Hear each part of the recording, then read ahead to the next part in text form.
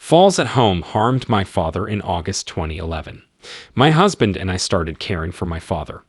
We valued family above anything else, even if we were broke. We couldn't leave my father to struggle. He needed medication and recuperation for back and arm problems, but no broken bones. On the way home, my husband and I discussed how to better care for my father. We decided I would take a month off work to care for my father. We had to cut costs during a tough moment. I oversaw the kids' school and life. Even though I was exhausted, I knew we had to do this. My husband and I always pushed my father to be positive. I went to the hospital one morning to buy my father medicines. Arriving at the hospital soon, I bought painkillers. I got extra food and essentials at the supermarket. On the way home, an accident occurred. An automobile broke down on the highway. I saw the automobile ahead slow down. I braked and slowed down. A big truck approached in my rearview mirror. It was scary how fast the truck was moving. It was too late to move left. I was hit by the truck then. Time froze. I suddenly felt enveloped by affection. This emotion intensified. My terror was replaced by love. Since childhood, I had never felt so accepted. Imagine intense love. If you multiply that emotion by 10,000, you might feel it. That moment, I felt love. I also sensed a strong presence. Although I can't explain the form, I sensed it was God. I knew His love was deep. Despite my actions, He will adore me. That moment, God and I formed a strange bond. I had no separation from God. I knew God accepted me. Seeing God shook me to the core. I heard the world's best voice as He talked, a voice that healed hearts. His eyes made me feel safer and warmer than ever. This moment erased my concerns and suffering. He helped me recall my past. I witnessed my good and bad deeds. In a quarrel with a close buddy, I said something cruel.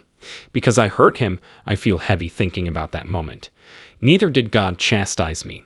His words, "I know your heart, child.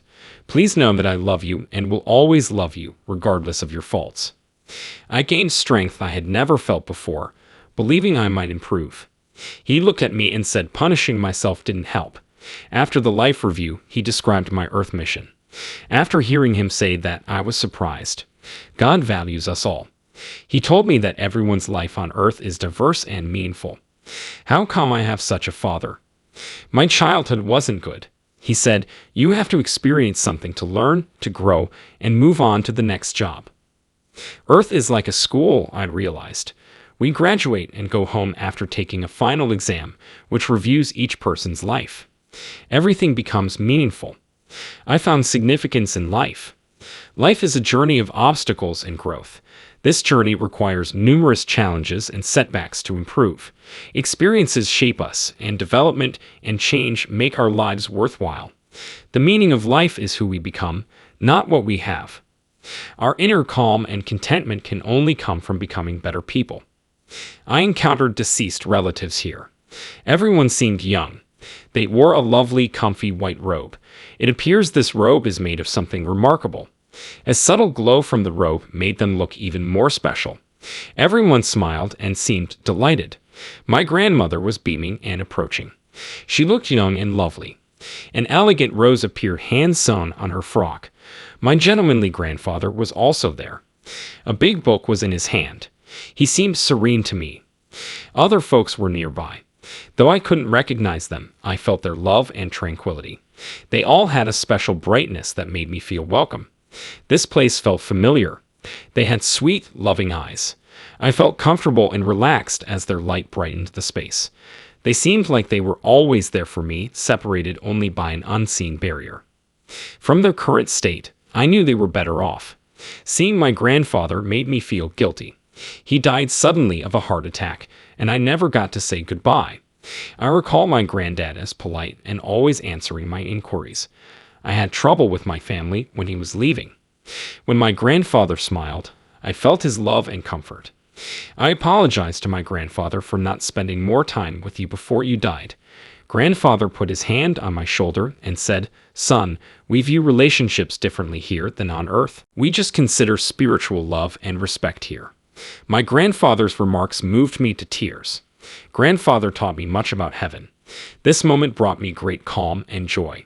Despite Earth's destruction, our love and connection would last. Grandfather told me love is the most important thing in the world. Love is a feeling and an action.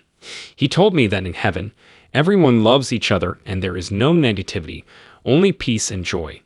He emphasized that loving yourself and others and learning tolerance and understanding are the most essential things in the world. I've done many wrongs and wounded my family and friends, but I can change. I re-examined myself and appreciated life more after our chat to improve. My grandfather lovingly patted my hand and stated he always loved me. God concluded, "Do you want to stay or go back?" I wanted to stay, but I had to leave. A regret-free life was my goal. I regretfully said, as much as I wanted to stay, I knew I had to go back. A sweet hug from God. His affection fueled my determination.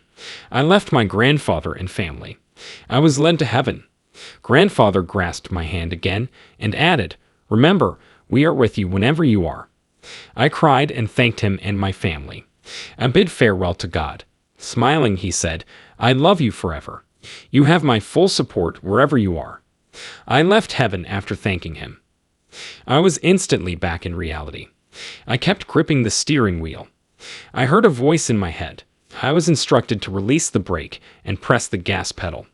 I didn't comprehend it at first, but as the voice got stronger, I followed.